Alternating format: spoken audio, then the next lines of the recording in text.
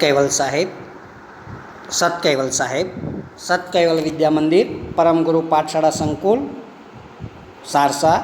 हूँ पटेल हरीशभाई बी, धोरण 12, विषय अर्थशास्त्र, યુનિટ 9, વિદેશ વ્યાપાર। આપણે આગળ વિદેશ વ્યાપારનો અર્થ, આંતરિક વ્યાપારનો અર્થ, વિદેશ વ્યાપારનું સ્વરૂપ, વિદેશ વ્યાપારની અંદર વિદેશ વ્યાપાર માટેના કારણો, આંતરિક અને વિદેશ વ્યાપાર વચ્ચેનો તફાવત જોયું। હવે ભારતમાં વિદેશ વ્યાપારની પ્રવર્તમાન સ્થિતિ વિશે આપણે ચર્ચા કરીએ તો એગ્નસ મેડિસન નામના ઇતિહાસકારની શોધ દર્શાવતા વર્લ્ડ ટ્રેડ રિપોર્ટ 2013માં દર્શાવ્યું કે 18મી સદીમાં મધ્યગાળામાં વિશ્વની વસ્તી 6 ગણી હતી, વિશ્વનું ઉત્પાદન 60 ગણા વધ્યું હતું, જ્યારે વિશ્વ વ્યાપાર 140 ગણો વધ્યો છે। એટલે અહીંયા જુઓ કે 18મી સદીના મધ્યગાળાથી વસ્તી 6 ગણી વધી, ઉત્પાદન 60 ગણું વધ્યું, એનાથી ડબલ 140 ગણો વ્યાપાર વધ્યો છે। એટલે આ રિપોર્ટ પ્રમાણે જોઈએ તો વિશ્વમાં વાહન વ્યવહાર અને સંદેશા વ્યવહારનો વિકાસ થયો અને એના ખર્ચમાં નોંધપાત્ર ઘટાડો થયો, એના કારણે વ્યાપારને વેગ મળ્યો। એ ઉપરાંત પ્રદેશો વચ્ચે જે રાજનીતિક સંબંધો છે એ વધુ વિકાસ પામ્યા અને પરિણામે વ્યાપાર વધ્યો છે। છેલ્લા 30 વર્ષોમાં વ્યવસાયિક સેવાઓના વ્યાપારમાં પણ દર વર્ષે 7% વધારો નોંધાયો છે। 1980થી લઈ અને 2011ની વચ્ચે વિકાસશીલ દેશોનો નિકાસમાં ફાળો 34%થી વધીને 47% અને આયાતોમાં એમનો ફાળો 29%થી વધીને 42% થયો। એશિયાના દેશો આજે વિશ્વ વ્યાપારમાં નોંધપાત્ર ભાગ ભજવે છે। છેલ્લા કેટલાય દાયકાઓ દરમિયાન વિશ્વ ઉત્પાદનના વૃદ્ધિ દર કરતાં વિશ્વ વ્યાપારનો વૃદ્ધિનો દર બમણા પ્રમાણમાં વધ્યો છે। એટલે આ દર્શાવે છે કે વિશ્વમાં વેચાણ વ્યવસ્થાનો વિકાસ થયો છે। આપણે આ કોષ્ટક પરમાં જોઈએ તો વિશ્વ વ્યાપારમાં વાર્ષિક સરેરાશ વૃદ્ધિ દર 1950-51થી 73 સુધી 7.88% હતો, 73થી 85 દરમિયાન 3.65% થયો, ફરી પાછો 85થી 96માં વધીને 6.55% થયો, 96થી 2000માં 6.89% થયો, ફરી પાછો ઘટ્યો છે 2002થી 2011માં 5% થયો અને 2015થી 16માં ઘટીને 2.8% થયો। એટલે જુદા જુદા સમયગાળા દરમિયાન જે વિશ્વનો વ્યાપાર દર છે એ વૃદ્ધિ પામતો ગયેલો છે। હવે આપણે વિશ્વ વ્યાપારમાં ભારતનો હિસ્સો કેટલો છે તો વિશ્વ વ્યાપારનું કદ અને વૃદ્ધિનો દર જોતાં ભારતનો વિશ્વ વ્યાપારમાં હિસ્સો ખૂબ નાનો છે, પરંતુ એક વિકાસશીલ દેશ તરીકે આજે આપણે ભારત વિશ્વ વ્યાપારમાં મહત્ત્વનો ભાગ ભજવે છે। ભારત પણ પોતાની નિકાસો વધી છે અને જીડીપીમાં એનો નિકાસનો ફાળો પણ વધ્યો છે। નિકાસના પ્રમાણમાં નોંધપાત્ર વધારો થયો છે, છતાં ભારતની આયાતો એની નિકાસો કરતાં વધુ છે। એટલે આયાતોનું જીડીપીમાં પ્રમાણ નિકાસો કરતાં વધુ છે। તો આ જે આયાતો વધે છે એનું અર્થઘટન એવું થાય કે ભારતની વૃદ્ધિ અને વિકાસ વધ્યો છે। તો સાથી તો આપણે જે આયાતો કરીએ છીએ એ વિકાસલક્ષી આયાતો છે, જેમ કે ટેકનોલોજી, જે ટેકનોલોજી છે, મશીનરી છે, એનો આયાત આપણે વધી છે, પરિણામે આપણું ઉત્પાદન વધ્યું છે અને પરિણામે આપણે વધારે પ્રમાણમાં નિકાસો કરી શકીએ છીએ। એટલે વૃદ્ધિ અને વિકાસ થયો છે। તો વિકાસ માટેનું આયાતોનું પ્રમાણ વધ્યું અને ભારતની આવી આયાતો આપણને કરવાનું પોસાય, કારણ કે જો વિકાસલક્ષી આયાતો હોય તો વાંધો આવે નહીં।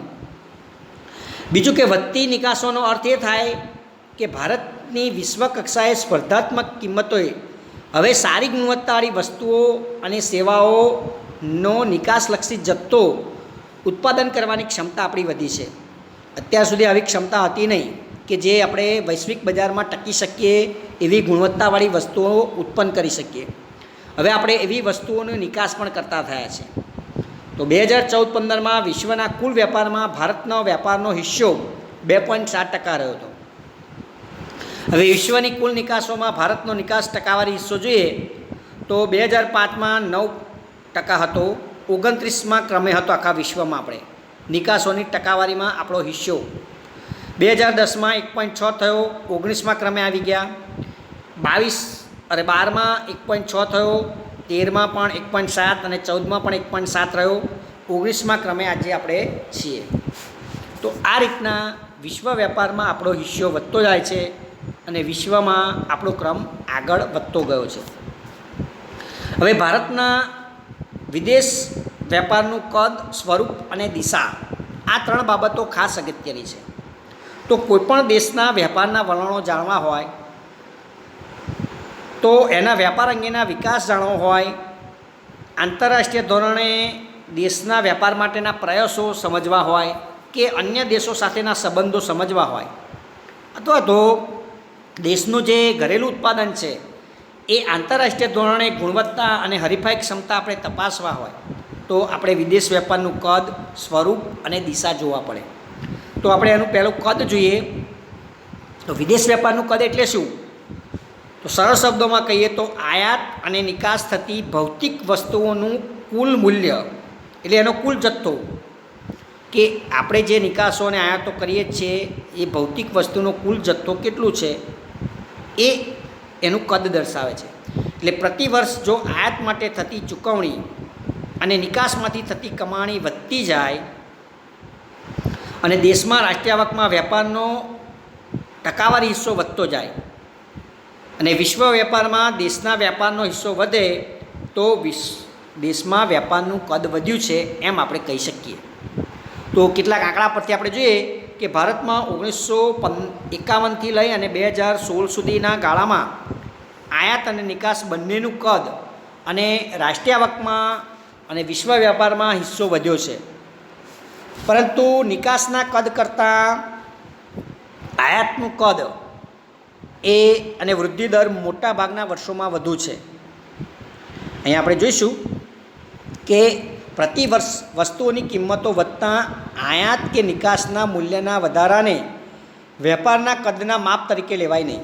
એટલે વસ્તુઓની કિંમતો વધે એટલે આયાત નિકાસનું મૂલ્ય વધ્યું એટલે વેપાર વધ્યો છે એમ આપણે કહી શકાય નહીં. પણ વધારો ક્યારે થયો કહેવાય કે આયાત અને નિકાસનો જથ્થો વધે અને મૂલ્ય વધે તો એના કદમાં વધારો થયો. કિંમતોને કારણે એનું મૂલ્ય વધે પણ જથ્થો જો એટલો ને એટલો હોય તો આપણો વેપાર વધ્યો કહેવાય નહીં. એટલે આયાત અને નિકાસ જથ્થાની અંદર કેટલો વધ્યો છે, કિંમતોની અંદર નહીં પણ જથ્થાની અંદર કેટલો વધ્યો છે તો એનું કદ વધ્યું કહેવાય. એટલે આયાત અને નિકાસનું મૂલ્ય સ્થિર ભાવે અથવા તો US ડોલરમાં મપાય છે. એટલે US ડોલરમાં મપાય ત્યારે હુડિયામણના દર પ્રતિ વર્ષ થતા કિંમતના જે ફેરફારો છે એ દૂર થઈ જાય અને વેપારનું જે વાસ્તવિક કદ છે એ આપણે જાણી શકીએ. તો અહીંયા આપણે કોષ્ટકમાં જોઈએ કે 1991 પછી ભારતના વિદેશ વેપારનું જે કદ છે એ વધતું ગયેલું છે. તો વસ્તુઓની નિકાસ 91-92ની અંદર 7.9 હતી, 98-99માં 33.2 મિલિયન US ડોલરમાં થઈ અને 14-15માં 310.5 થઈ.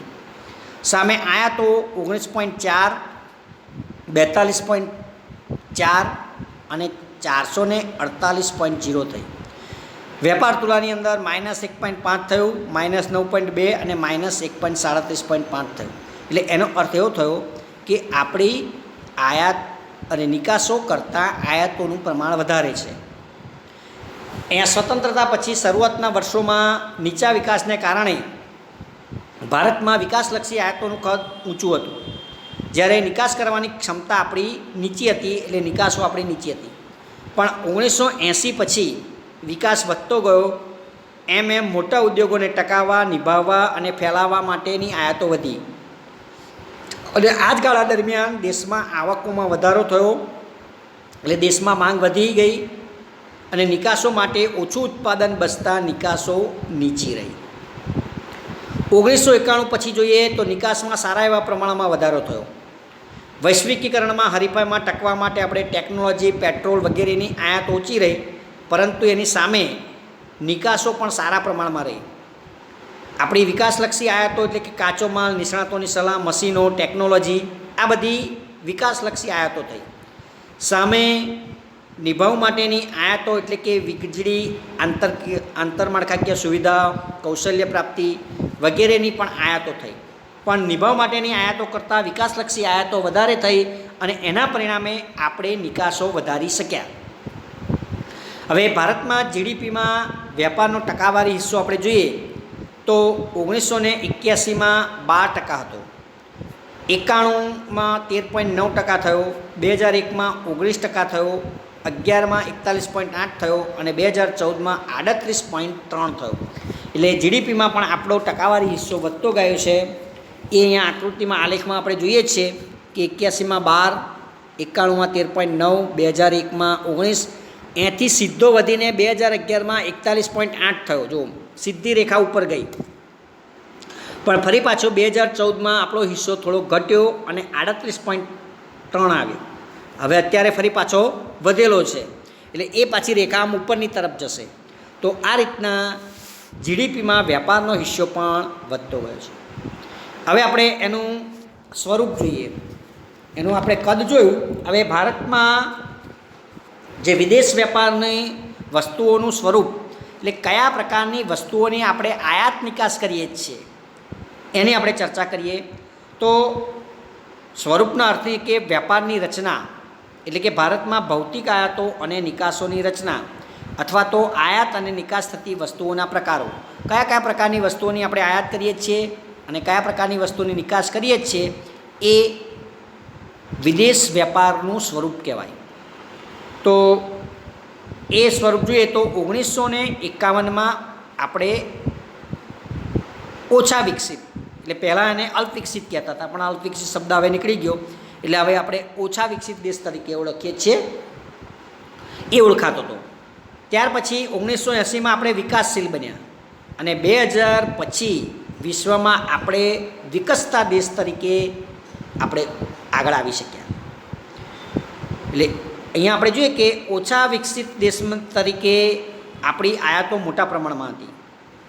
50થી 60ના દશકાની અંદર આપણી ખેતી નબળી હતી, એટલે આપણે અનાજોની વારંવાર આયાત કરવી પડતી હતી. એ ઉપરાંત વિકાસલક્ષી આયાતો, મશીનો, મૂડી, ટેકનોલોજી, નિષ્ણાતોની સલાહ, સ્પેરપાર્ટ, આની પણ આયાતો મોટા પ્રમાણમાં થતી હતી. સામે નીચા વિકાસની કારણે પ્રાથમિક ચીજવસ્તુઓની જ નિકાસો હતી. ભારતમાંથી ચા, કોફી, શણ, કાચી ધાતુ, ખનિજ આની નિકાસો થતી હતી અને ઔદ્યોગિક વસ્તુઓની નિકાસો બહુ ઓછી હતી. જ્યારે બીજા તબક્કામાં આપણે વિકાસશીલ બન્યા ત્યારે આપણી અનાજની આયાતો ઘટી, આપણે એમાં સ્વાવલંબી બન્યા અને નિકાસો જે પ્રાથમિક હતી એ પણ ઘટી અને હવે ઔદ્યોગિક નિકાસો વધી. એટલે 70થી 80ના દાયકામાં આવા વલણો હતા. ત્યાર પછી નિકાસની ગતિ વધી, એટલે વિકાસના નિભાવ માટે, નિકાસલક્ષી ઉદ્યોગો માટે અને ઉદ્યોગોના વૈવિધ્યીકરણ માટે, વિસ્તૃતિકરણ માટે આયાતો વધી. જેમ કે વચગાળાની વસ્તુઓ, કાચો માલ, સ્પેરપાર્ટ, પેટ્રોલ, નવી ટેકનોલોજી, આ બધી વિકાસની પ્રક્રિયા સાથે ભારતમાં એની આયાતો વધતી ગઈ. 1991 પછી આપણે વૈશ્વિકીકરણ, ખાનગીકરણ અપનાવ્યું, એટલે ભારતમાં આયાતો અને નિકાસોનું સ્વરૂપ બદલાયું. ભારતની આયાતોમાં અનાજ અને ખેતીલક્ષી જે આયાતો હતી એ ઓછી થઈ ગઈ અને હવે મૂડીલક્ષી આયાતો વધી, એટલે મૂડી આયાતો પણ ઓછી થઈ. પરંપરાગત નિકાસો જે કે ચા, કોફી, શણ હતી એનો હિસ્સો ઓછો થયો અને હવે ઔદ્યોગિક અને બિનપરંપરાગત નિકાસોનો ફાળો વધ્યો, જેમ કે સોફ્ટવેરની નિકાસો કરતાં આપણે થયા.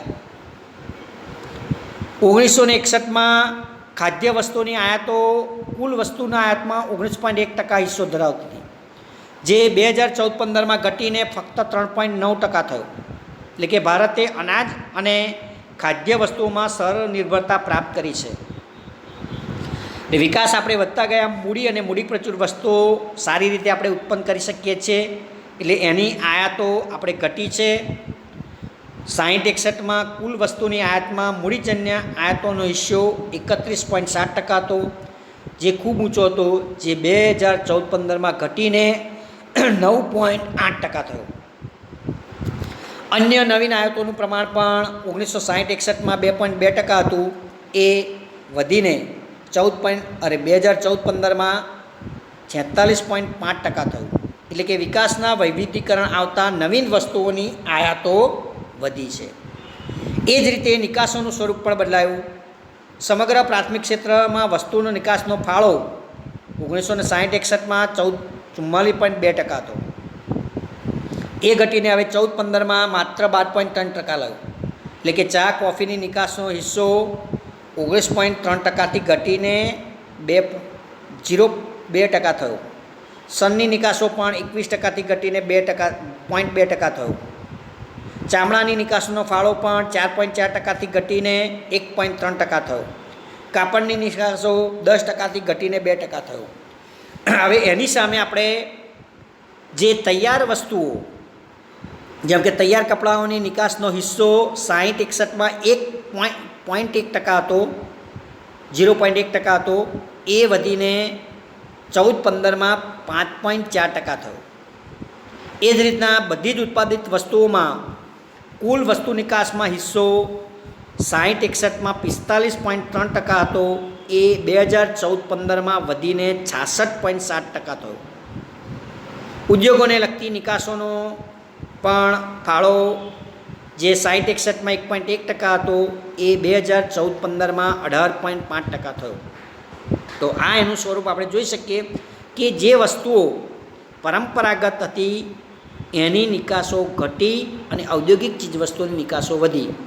એ જ રીતના સામે જે આપણી આયાતો છે એ પણ વિકાસલક્ષી આયાતોનું પ્રમાણ વધ્યું છે. તો આ પ્રમાણે એનું સ્વરૂપ આપણે જોઈ શકીએ છીએ. હવે ભારતમાં વિદેશ વેપારની દિશા કેવી છે? તો વિદેશ વેપારની દિશા એટલે કે કોઈ દેશનો વિશ્વના વિવિધ પ્રદેશો સાથેનો વેપાર માટેનો સંબંધ. તો અલગ અલગ દિશાના પ્રદેશો સાથે આપણે વેપાર કેવી રીતના કરીએ છીએ કે અલગ અલગ દેશો સાથે કયા પ્રકારનો વેપાર કરીએ છીએ? તો વિવિધ પ્રકારનું ઉત્પાદન કરવાની એક તો આપણી શક્તિ હોવી જોઈએ. આપણે બીજા દેશ સાથે વેપાર કરવો હોય તો આખા વિશ્વના જુદા જુદા દેશો સાથે વેપાર કરવો હોય તો આપણી ઉત્પાદન શક્તિ એવી હોવી જોઈએ કે વિશ્વના જુદા જુદા દેશો સાથે આપણે વેપાર કરી શકીએ. બીજું કે અનેક દેશો સાથેના રાજકીય સંબંધો એ સારા હોવા જોઈએ તો જ તમે બીજા દેશો સાથે વેપાર કરી શકો. ત્રીજું કે આ પ્રકારના રાજકીય પ્રયત્નો કરવાની તૈયારી હોવી જોઈએ. ચોથું કે વેચાણ વ્યવસ્થા અને વેપાર વ્યવસ્થા માટેની આવડત અને ટેકનોલોજી આપણી પાસે હોવા જોઈએ. અને વધુ પ્રમાણમાં નિકાસજન્ય ઉત્પાદન આપણી પાસે હોવું જોઈએ. આટલી બાબતો હોય તો આપણે બીજા દેશો સાથે વેપાર કરી શકીએ અને વિદેશ વેપારની દિશા આપણે બદલી શકીએ.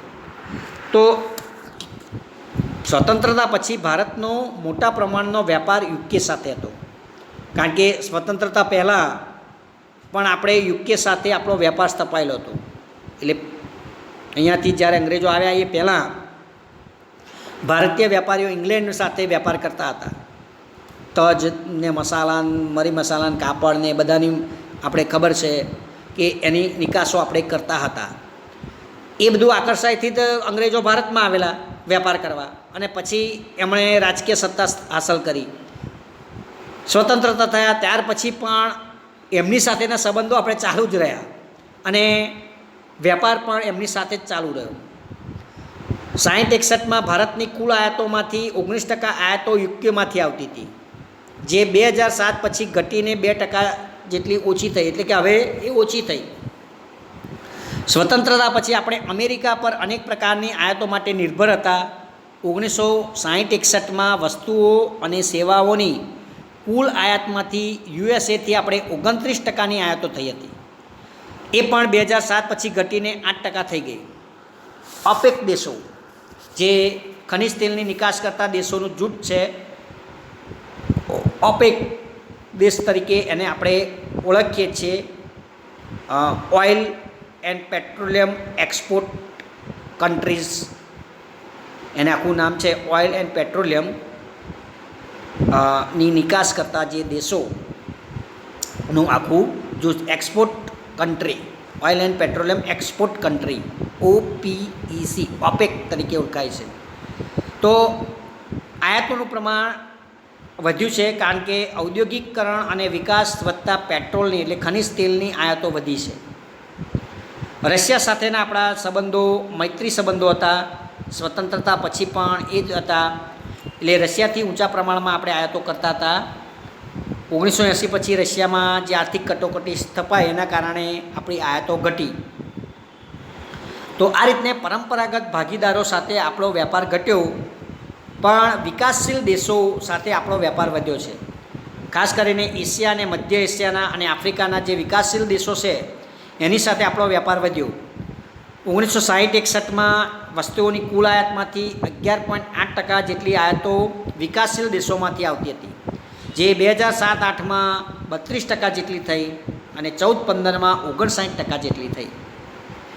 એ જ પ્રમાણે 1960-61માં યુકે તરફથી વસ્તુઓના કુલ નિકાસમાંથી 26.8% નિકાસો થતી હતી, જે 2007-8 પછી ઘટીને 4% થઈ. એ જ સમયગાળા દરમિયાન અમેરિકા ખાતેથી વસ્તુઓની નિકાસનો ટકાવારી હિસ્સો જે 16% હતો એ ઘટીને 12.7% થયો અને રશિયા ખાતેની વસ્તુના નિકાસમાં ટકાવારી 4.5%થી ઘટી અને 6% થઈ. એની સામે આપણે જે ઓપેક દેશો છે એ આપણી વસ્તુ નિકાસોની ટકાવારી 60-61માં માત્ર 4.1% હતી. ત્યાર પછીના સમયમાં વધી અને 2007-8 પછી 16% થઈ અને વિકાસશીલ દેશો સાથેનો જે ટકાવારી હિસ્સો છે એ 14.8%થી વધીને 42.6% થયો. 2014-15માં એશિયાના દેશો ખાતે આપણી વસ્તુ નિકાસોમાં 50% જેટલી નિકાસો થઈ. એટલે મોટાભાગની નિકાસો હવે આપણે એશિયાના દેશોમાં કરીએ જ છીએ. અને આ રીતના અલગ અલગ દેશો સાથે અને દિશાઓમાં વેપાર વિકસાવવામાં ભારત સફળ પ્રયત્નો કર્યા છે. પહેલાં માત્ર આપણે અમેરિકા, ઇંગ્લેન્ડ અને રશિયા સાથેનો વેપાર કરતા હતા, પણ 2007 પછી એ આપણે જોઈએ 2000 પછીના સમયગાળામાં કે આપણે એશિયાના દેશો અને ઓપેક દેશો સાથે જે આયાત નિકાસનું પ્રમાણ છે એ વધતું ગયું છે. એ આપણે અહીંયા આપણે જોઈએ તો વિશ્વના જે વિવિધ પ્રદેશો સાથે ભારતમાં વસ્તુની આયાતમાં ટકાવારી હિસ્સો એ વૃત્તાંશ આકૃતિ દ્વારા આપણે જોઈ શકીએ છીએ. તો અહીંયા જો કે એશિયામાં આપણી આયાતો એશિયાના દેશો સાથે 59%ની છે. સૌથી વધારે એશિયાના દેશો સાથે છે, 59% હિસ્સો એ તમે અહીંયા જોઈ શકો છો. ત્યાર પછી યુરોપમાં 16%નો છે, જે ચોરસ બતાવ્યું છે. ઊભી લાઇનિંગમાં 8%નો છે, એ આફ્રિકાના દેશો છે. પછી લેટિન અમેરિકાના દેશોમાં 7% હિસ્સો છે. નોર્થ અમેરિકામાં 6% છે. CIS અને બાલ્ટિક પ્રદેશો જે છે, જે આપણે રશિયાના એના પ્રદેશો કહેવાય કે રશિયા હવે છૂટું પડી ગયું, બાલ્ટિક પ્રદેશો થઈ ગયા, નાના નાના દેશમાં વહેંચાઈ ગયું છે. તો CIS એટલે એ રશિયાનો આખો જે ભાગ હતો એ હવે એમાં 2% જ રહ્યું છે અને અન્ય દેશો સાથે 2%. એમ વસ્તુની આયાતો આપણે ત્યાંથી કરીએ છીએ. એ જ રીતના વિશ્વના વિવિધ દેશો સાથે ભારતની નિકાસનો ટકાવારી હિસ્સો જોઈએ તો એશિયાના દેશો સાથે 50% છે. કુલ નિકાસોમાંથી 50% નિકાસો આપણે એશિયાના દેશોમાં કરીએ છીએ. યુરોપમાં આપણે જોઈએ તો 18% છે. નોર્થ અમેરિકામાં 14%, આફ્રિકામાં 11%, લેટિન અમેરિકાના દેશોમાં 5% અને CIS અને બાલ્ટિક પ્રદેશોમાં 1% અને અન્ય દેશોમાં 1% જેટલી નિકાસો કરીએ જ છીએ. તો આ રીતના વિશ્વ વેપારમાં જે ભારતનો જે આખું આપણે દિશા જોઈએ તો આખી દિશા બદલાઈ ગઈ છે. જે આપણે હવે એશિયાના દેશો સાથે આયાત નિકાસથી વધારે પ્રમાણમાં જોડાયેલા છે. એટલે આપણી આયાતો 59% એશિયાના દેશોમાંથી થાય અને નિકાસો પણ આપણે 50%ની નિકાસો એ લોકોને કરીએ જ છીએ. તો આ પ્રમાણે આપણે અહીંયા વિદેશ વેપારનો જે અર્થ છે એ વિદેશ વેપારનું કદ, સ્વરૂપ અને દિશા છે એ જોઈ શકીએ છીએ. અહીંયા આપણે આ વિડીયોની અંદર વિદેશ વેપારની પ્રવર્તમાન સ્થિતિ જોઈ ભારતની, ત્યાર પછી વિશ્વ વેપારમાં ભારતનો હિસ્સો, વિદેશ વેપારનું કદ, વિદેશ વેપારનું સ્વરૂપ અને વિદેશ વેપારની દિશા એ આપણે અહીંયા જોઈ શકીએ છીએ. અને એ આપણે અહીંયા વૃત્તાંશ આકૃતિ દ્વારા આ દર્શાવી શકાય. એટલે આવી વૃત્તાંશ આકૃતિ પણ આપણે દોરી શકીએ કે ભાઈ ટકાવારી હિસ્સો કેટલો છે આયાત અને નિકાસમાં, તો એ આપણે અહીંયા જોઈ શકીએ છીએ. તો આ પ્રમાણે ભારતની વિદેશ વેપારની દિશા સ્વરૂપ અને સ્વરૂપ આપણે અહીંયા જોઈ શકીએ છીએ. અસ્તુ.